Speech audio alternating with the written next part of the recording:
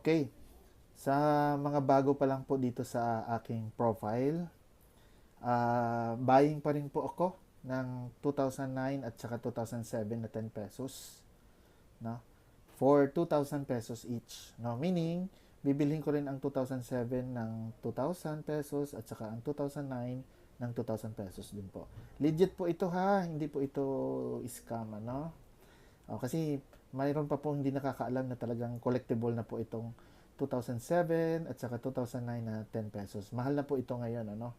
So, binibili ko po ng tag 2,000 pesos each, ano? Sa mga bago pa lang po, no, dito sa aking profile, pang-review nyo po yung mga previous videos ko, no? Marami po akong mga naka-feature na mga collectibles, no? Yung mga iba doon hindi nyo pa nakikita, no? So, ano na rin po, pa follow and share na rin po sa mga